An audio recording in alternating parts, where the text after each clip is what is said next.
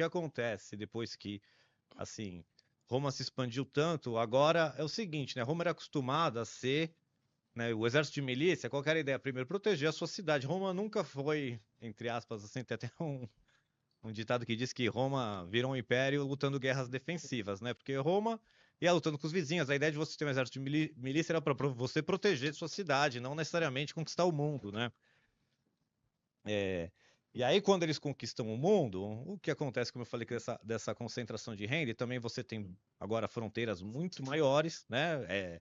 Ali acima do o norte do mundo grego era terra de bárbaro, então você tem uma fronteira gigante agora com dezenas, centenas de tribos, né? Você expandiu ali para os Alpes, também tem centenas de tribos bárbaras. Então agora, norte da África, etc., você tem várias regiões para proteger, né? Antes você tinha uma região pequena para proteger, agora você tem que proteger um império grande. Você precisa de exércitos mobilizados mais tempos para estar sempre defendendo essas fronteiras. E o que acontece é que começa a faltar gente no exército, porque não tem gente qualificada o suficiente, qualificada em termos de propriedade para se candidatar. Não tem Vai ter que afrouxar a lei. tem que afrouxar a lei, né? Mas o começo, assim, a lei vai ter que ser afrouxada um pouco mais para frente ainda, porque nessas primeiras décadas, aí vou dizer, pós-consolidação, ainda não há grandes desafios militares que os romanos estão tendo que enfrentar. Então é mais uma questão social, é que está voltando todo mundo para Roma agora, né? Assim, voltando para suas casas depois de, assim, teve a primeira, a segunda e a terceira guerra púnica, teve a primeira, a segunda e a terceira guerra macedônica, teve outras guerras ali no mundo grego, a guerra síria, a guerra seleucida e etc. Então, assim, foram basicamente passou um século de guerra ali de consolidação e conquista romana. E agora que assim acalmou o clima e está todo mundo voltando para suas fazendas, né? Ocorreu esse influxo de escravo gigantesco, né? De todos os níveis. Então, não tem quem tinha uma fazendinha, volta, sua fazenda está lá, como posso dizer, completamente inoperante, né? O mato cresceu, tá tudo, tem um custo para você retorná-la produtiva.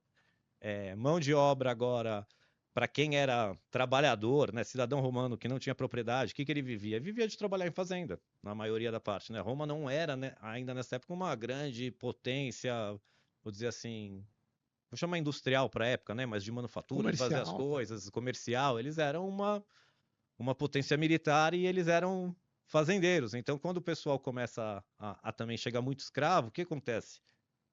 O romano médio, ele não tem mais emprego. Então começa a ter uma migração muito grande para a cidade, para Roma. E aí começa a ficar uma civilização também muito mais urbanizada, no sentido de que os cidadãos estão vivendo em cidades agora porque a fazenda tá. Ou ele está tendo que vender a fazenda para alguém rico que pode tornar de novo a sua fazenda produtiva e competitiva, porque não basta tornar produtiva, você tem que competir agora com um monte de latifundiário que tem uma mão de obra escrava, né? Que não tem custo, então, para você tocar sua fazenda e contratar gente é muito mais caro, né? E aí você não consegue produzir para competir com o pessoal.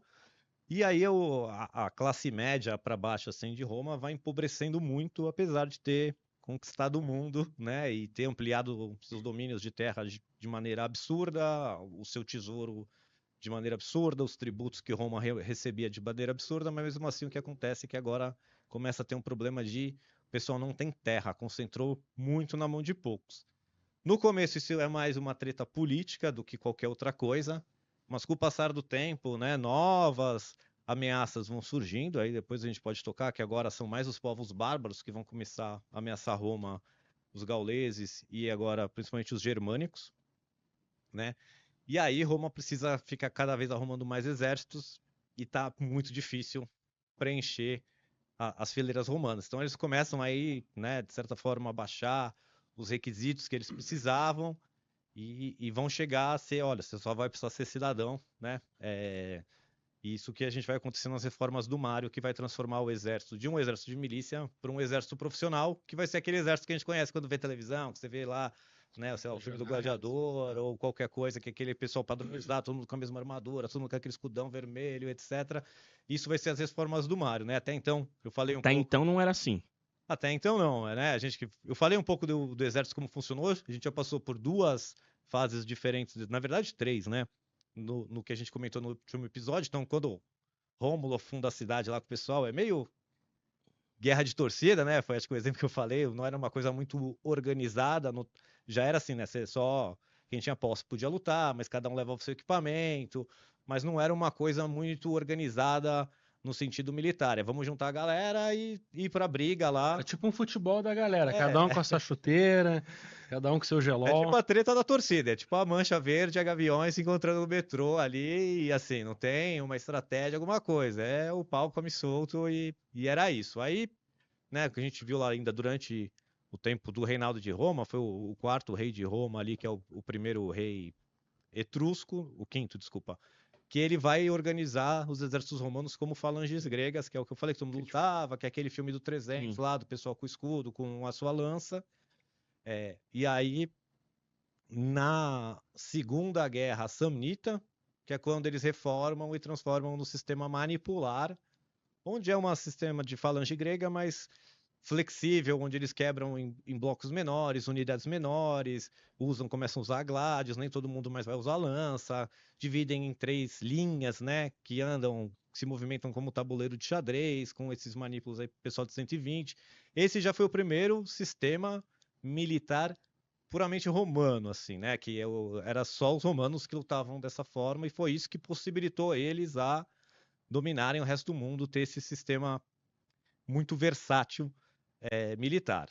Só que ele começa a não funcionar mais, porque, não tem cidadão suficiente para preencher agora as fileiras romanas, e, e dois, a ameaça agora é bem diferente do que costumava ser, né? Por que os romanos foram adaptando também seu sistema militar? É pelos adversários que eles estavam enfrentando, né? Então começa eles com uma cidade-estado, lutando contra as tribos rivais ali, é tudo pastor seminômade, então não tinha nem muita organização. Eles se consolidam como uma cidade, começam a lutar, né, com os etruscos, com cidades gregas, ali da Magna Grécia, então eles agora precisam de um outro tipo de estrutura. Aí eles vão para o sistema de falange grega. Aí eles começam a lutar contra os povos samnitas, que são da montanha, onde a falange não era era um sistema ideal para você lutar em terreno plano, que lá as falanges mais ou menos combinavam a guerra, né? Vamos lá, a gente vai lutar em tal lugar. E assim, como todo mundo lutava assim, todo mundo procurava esse tipo de terreno. Até terem que lutar com os samnitas, que são povos de montanha, e o Uma falange boa estratégia. não funcionava, e aí eles tiveram que, né, adaptar e transformar nisso de manipulo, que funcionou. Só que agora eles vão começar a enfrentar os bárbaros, né, gauleses, germânicos, e isso vai mudar, né, a forma como eles têm que lutar com essas pessoas também. E principalmente, né, a principal fator ali é realmente também como lidar com o pessoal não ter gente para preencher os critérios que precisava, né?